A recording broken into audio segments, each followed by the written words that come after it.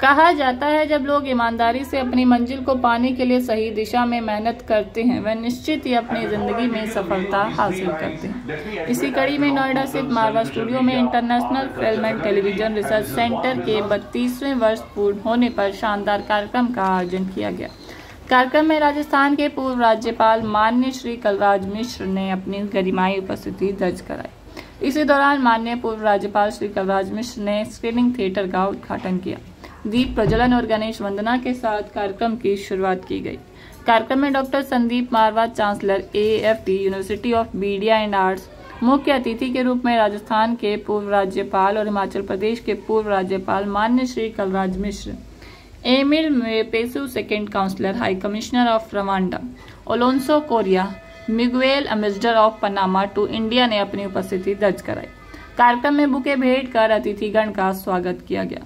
Doctor Sandeep मारवा ने सभी लोगों का शुक्रिया किया और IFTRC के 32 वर्ष पूर्ण होने के अवसर पर बधाई दी और कहा कि 32 साल में हमने दुनिया को साबित कर दिया है कि ईमानदारी और कड़ी मेहनत से आप एक बंजर भूमि को उपजाऊ बना सकते हैं और परिणाम पा सकते हैं। फिल्म सिटी में मारवा स्टूडियोज की सफलता का अंदाजा इस बात से लगाया जा सकता है कि आज इसमें भारत ही नहीं बल्कि पूरी दुनिया से बच्चे पढ़ने के लिए आते हैं। माननीय पूर्व राज्यपाल श्री कलराज मिश्र ने IFTRC के 32 वर्ष पूर्ण होने पर डॉक्टर संदीप मारवा को बधाई दी और भविष्य में भी ऐसे ही ऐतिहासिक काम करने की प्रेरणा दी। बता दें कि कार्यक्रम में मौजूदा अतिथिगण द्वारा संदीप मारवा द आर्किटेक्ट ऑफ एस्पिरेशंस किताब का विमोचन किया गया। इसी दौरान डॉक्टर संदीप मारवा ने ओलोंसो कोरिया को AFT स्कूल की स्कॉलरशिप दी। साथ ही डॉक्टर संदीप मारवा जो 6 साल से Indo Panama film and cultural forum के चेयरमैन हैं उन्हें सम्मानित किया। बता दें कि कार्यक्रम में IFTRC के मेंबर्स को बेहतरीन काम करने के लिए अवार्ड से सम्मानित किया गया।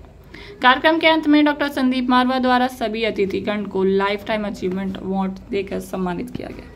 मैं अंतर्राष्ट्रीय फिल्म और टेलीविजन अनुसंधान केंद्र इसका 32 वर्ष पूरा हुआ है और 32 वर्ष के अंतर्गत इस केंद्र ने क्या क्या उपलब्धि प्राप्त की है, क्या क्या किया है, इसके बारे में आज पूरा विस्तार से जानकारी दी गई और विश्व के अंदर कैसा इसका स्थान बना है इसको भी डॉक्टर संदीप मारवा ने व्यवस्थित तौर पर रखा और साथ ही साथ Asia academic film and television institute भी बना और इसके माध्यम से कितने लोगों को, कितने विद्यार्थी यहाँ से पढ़ के गए।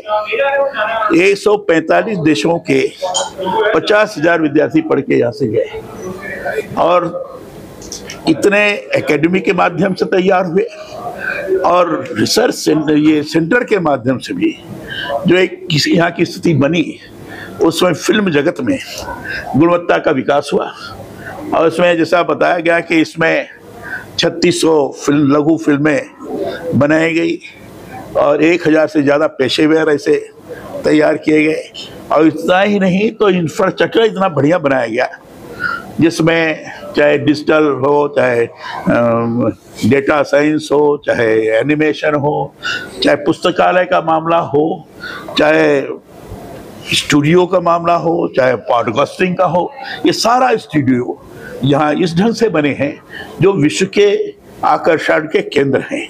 जैसा मुझे बताया गया, कहा गया कि दुनिया में निजी क्षेत्र में, प्राइवेट सेक्टर में ये पहला अंतर्राष्ट्रीय film and television research centre है और इसलिए पूरी दुनिया फिल्म जगत में काम करने वाले लोग इधर की तरफ आकर्षित होते हैं और सही माने में यह केंद्र केवल उत्तर प्रदेश के लिए ही आकर्षण का केंद्र नहीं है, पूरे भारत के लिए है। बॉलीवुड, हॉलीवुड सब इसमें समाहित हैं। गुणवत्ता पूर्व सारी चीजें हों इस बार की शिक्षा दी जाती है और इसलिए यहाँ इस एकेडमी के गुणवत्ता को देखकर भारत के प्रधानमंत्री ने Asia academic film and television institute को यूनिवर्सिटी का स्टेटस प्रदान किया है। ये बहुत बड़ी चीज है और मैं समझता हूँ शायद पहली फिल्म यूनिवर्सिटी के रूप में ये होगी और निश्चित रूप से आगे बढ़ करके लोगों को आकर्षित करेगी, ऐसा मेरा पूरा विश्वास है। और यहाँ के डॉक्टर संदीप मारवा और उनकी टीम इसको और आगे बढ़ाने में सक्षम होगी, ऐसा मैं अनुभव करता हूँ। is a big achievement. It's been a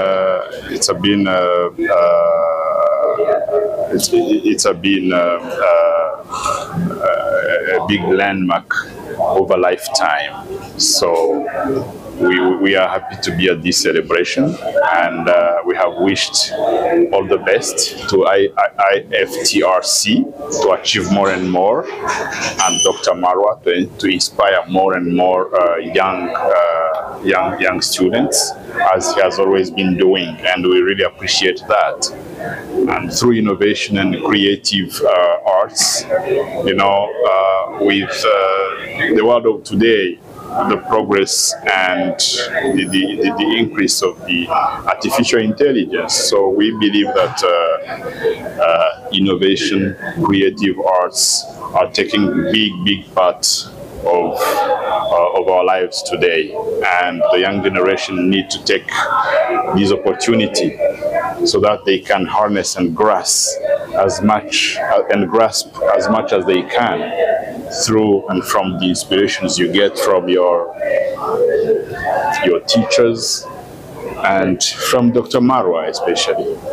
आज का दिन बहुत ऐतिहासिक दिन है। मारवा स्टूडियो के प्रांगण में आज हम लोगों ने स्क्रीनिंग थिएटर का यहाँ पर विमोचन किया है। आदरणीय कलराज मिश्र जी, जो कि राजस्थान के गवर्नर रहे हैं, 44वें गवर्नर रहे हैं, वो यहाँ मौजूद थे। उनके कर कमलों द्वारा इस स्क्रीनिंग थिएटर की ओपनिंग हुई। मारवा स्टूडियो में पिछले कुछ सालों से हम लोगों ने पूरे इंफ्रास्ट्रक्चर को एक नया रूप दिया है, एक अल्ट्रा मॉडर्न स्टूडियो बनाने की पूरी कोशिश की है और एक अंतर्राष्ट्रीय स्तर के ऊपर सारी फैसिलिटीज को यहां पर महुआ कराया है। और शायद यही वजह है कि फिर से एक बार मारवा स्टूडियो में फिर से तांता लगा हुआ है। ये कहते हुए मुझे बड़ा हर्ष हो रहा है कि ये हमारा 125वां बैच चल रहा है, जिसके उद्घाटन की एक बड़ी तारीख और एक बड़े भव्य कार्यक्रम का हम सभी लोग इंतजार कर रहे हैं। लेकिन इस 125वें बैच के अंतर्गत हम लोग बहुत सारी और छोटे छोटे खिताब हासिल कर रहे हैं, जिसमें एक आज का जो कार्यक्रम था, 32 साल पूरे किए हैं हमारे IFTRC ने, international film and television research centre, जिसे हमने तभी खोला था जब हम लोगों ने यहाँ पर Asian academy of film and television की नींव रखी थी। इस रिसर्च सेंटर ने हमें बहुत मदद दी है, क्योंकि इस रिसर्च सेंटर की वजह से हम लोग एक कामयाब स्टूडियो बने हैं, एक कामयाब इंस्टीट्यूशन बने हैं। AAFT जो अब एक खुद यूनिवर्सिटी बन चुकी है, इसी की वजह से हम लोग यहाँ तकरीबन नोएडा फिल्म सिटी में 9 करोड़ लोगों को आकर्षित कर चुके हैं। मारवा स्टूडियो में तकरीबन 30 लाख से भी ज्यादा लोग 156 मुल्कों से यहां पहुंच चुके हैं।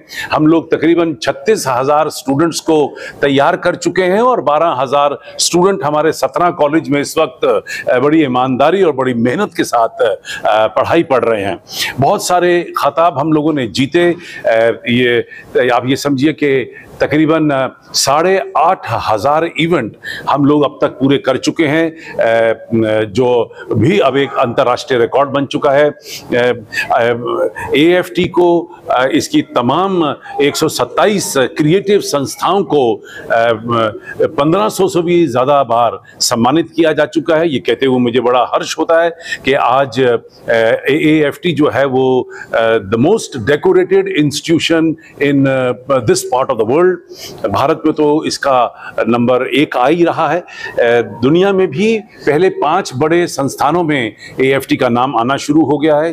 3 चीजों में हम लोग नंबर 1 हो चुके हैं, जहां तक प्रोडक्शन की बात आती है, जहां तक इवेंट्स की बात आती है और जहां तक फीस की बात आती है। हम लोग the most economical film school of the world already declare हो चुके हैं।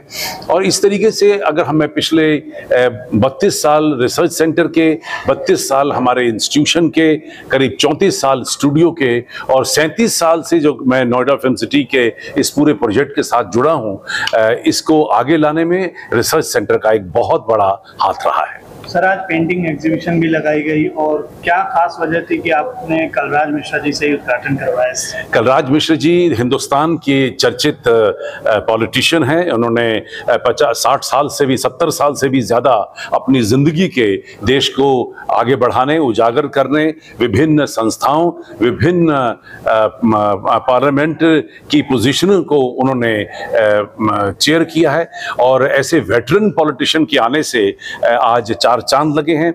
125वें बैच की क्योंकि शुरुआत हो चुकी है और इसके अंतर्गत हम लोगों ने खुद सोचा है कि हम बहुत सारे कार्यक्रम करेंगे, जिसमें एक कार्यक्रम स्टूडेंट्स का हर बड़े कार्यक्रम के साथ जुड़ता चला जाएगा।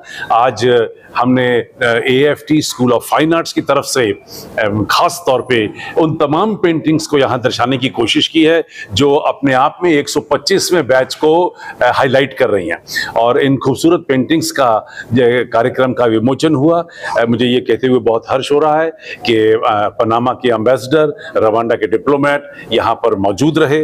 उसके साथ ही साउथ कोरिया, आयरलैंड और रशिया से यहाँ पर हमारे गेस्ट आज के इस कार्यक्रम के लिए पहुंचे हैं।